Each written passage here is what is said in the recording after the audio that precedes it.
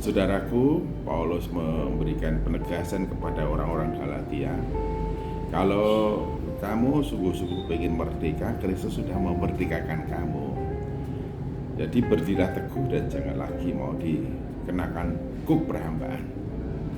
Nah, ketika Paulus menyatakan ini, salah satu problema orang-orang Galatia atau juga termasuk kita adalah karena sudah lama hidup sebagai orang yang ditindas, dijajah atau di bawah kekuasaan orang lain, akhirnya membentuk mentalitas kita jadi mental minder, inferior, merasa rendah diri, merasa kurang percaya diri, merasa kurang mampu, dan seterusnya. Sekalipun secara hukum, secara de jure, secara hak kita ini sudah merdeka, namun dalam kenyataannya tidak sedikit orang-orang yang merdeka itu mentalitasnya adalah mentalitas orang-orang yang dijajah, orang-orang yang ditindas, orang-orang yang di bawah kekuasaan dan belenggu orang lain. Sehingga sekalipun sudah merdeka, namun masih punya mental yang minder, kurang percaya diri, inferiority. Oleh karena itu kita perlu diingatkan, kamu itu sungguh-sungguh sudah dimerdekakan.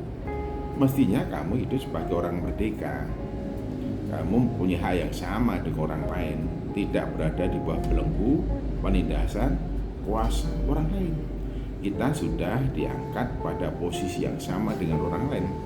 Kita punya hak yang sama, kita merdeka, kita mempunyai tingkatan yang sama dengan orang lain. Setiap orang ya sama di mata hukum, sama hak kita, peluang kita untuk bekerja di instansi A, B, C atau lembaga A, B, dan C. Kita sudah dimerdekakan, kita sudah diangkat derajat kita dan posisi kita dari orang-orang yang berada di bawah belenggu kekuasaan orang lain menjadi orang-orang yang sudah dilepaskan dari situ. Oleh karena itu Paulus mengatakan berdirilah teguh, jangan lagi mau dikenakan kuk perhambaan.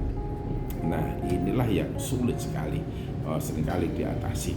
Orang-orang yang sudah merdeka, sudah dimerdekakan, hidup merdeka, kadang-kadang merasa bahwa hidup di bawah penjajahan sebelenggu orang lain, ya itu jauh merasa lebih enak.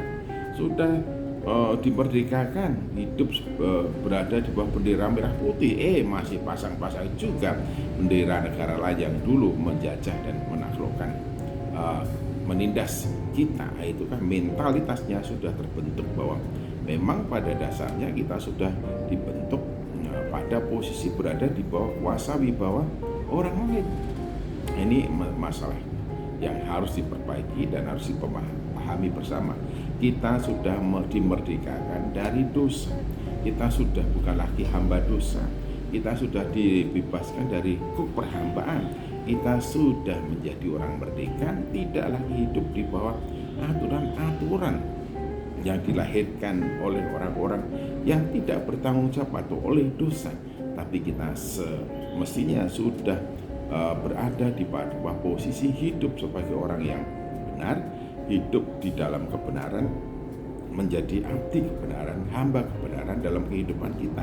Jadi kita tidak lagi didasarkan pada perhambaan dosa, tetapi kita hidup didasarkan kebenaran. Coba perhatikanlah diri kita, mental kita, apakah kita ini masih memiliki mental orang yang dijajah, ditindas, sehingga kita selalu inferior, kita selalu rendah diri, kita merasa kurang percaya diri, kita berada di bawah hegemoni orang lain atau pihak-pihak lain. Ingatlah, kita sudah dimerdekakan, sudah dibebaskan dari kuk perhambaan. Kita sudah tidak lagi berada di bawah penindasan. Kita adalah orang merdeka, dan kita harus tahu bagaimana orang merdeka itu hidup.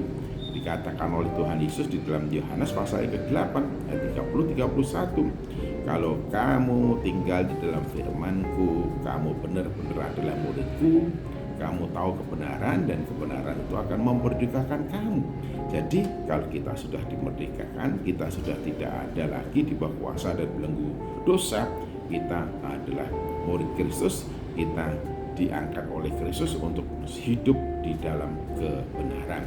Tidak lagi hidup untuk berbuat dosa, tapi kita hidup untuk melakukan segala sesuatu didasarkan kepada kebenaran di mana Kristus telah menyatakannya kepada kita. Kamu sungguh-sungguh sudah merdeka, oleh karena itu hiduplah di dalam dan oleh kebenaran sebagaimana firman Kristus. Amin.